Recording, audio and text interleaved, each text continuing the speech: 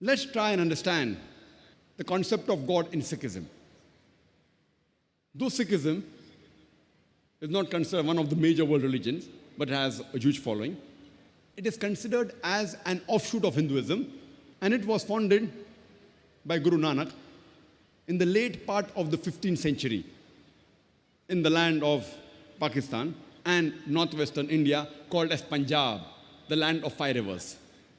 And Guru Nanak Sahib, he was born in a Hindu Kshatriya family, that's the warrior caste family. And the word Sikh is derived from the word Sishya, which means a disciple. Therefore, Sikhism is called as a religion of 10 gurus. The first and the founder is Guru Nanak Sahib, and the last is Guru Gobind Sahib. And the sacred book of Sikhism is the Guru Granth Sahib, also known as Adi Granth. Every Sikh has to maintain his 5 Ks. The first K is the kesh, that is the uncut hair, which all the gurus kept.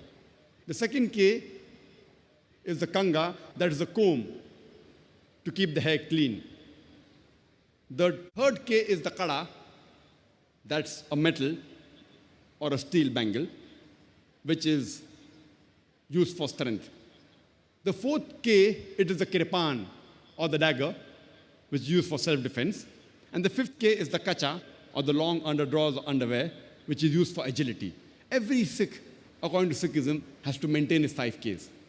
And if you ask any Sikh that what is the definition of Almighty God in Sikhism, the best reply he can give you is quote to you the Mool Mantra of Sikhism.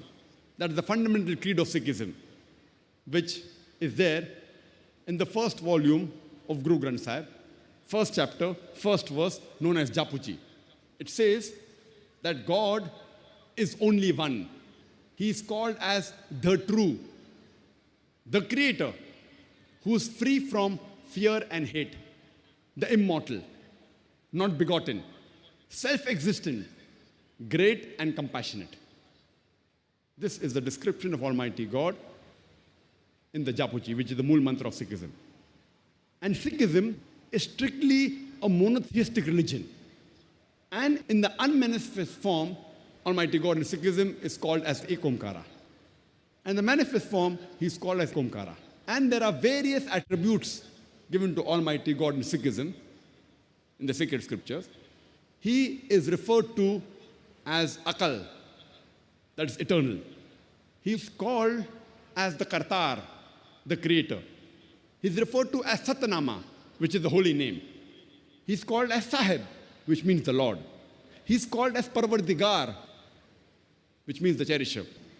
He is called as Rahim, the merciful. He is called as Kareem, the beneficent. He is also called as Vahe Guru, means one true God. Sikhism, besides being a monotheistic religion, it is against Avtarvada, which means it is against Almighty God taking incarnation, against Almighty God incarnating, known as Avatar. And it is also against idol worship. Guru Nanak, he was also influenced by Sant Kabir, and in our school days, we were taught the couplets, the dohas of Sant Kabir, and one of the famous couplets which I learned in school was, Dukh mein sumir na sab kare, sukh mein kare na koye. Jo sukh mein sumir na kare, to dukh kaye hoye, which means during trouble, all the people remember God. But during peace and happiness, no one remembers God. The person who remembers God in times of peace and happiness, why should trouble touch him? This is the same thing which is mentioned in the Quran, in Surah Az-Zumur, chapter 39, verse number 8. Almighty God says, when trouble toucheth man, he prays to Almighty God, Allah subhanahu wa ta'ala.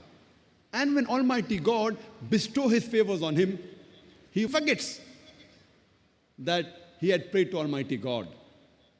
And he associates partners with him. So if we read the Guru Granth Sahib and the 6 scriptures, you should understand the concept of God in Sikhism.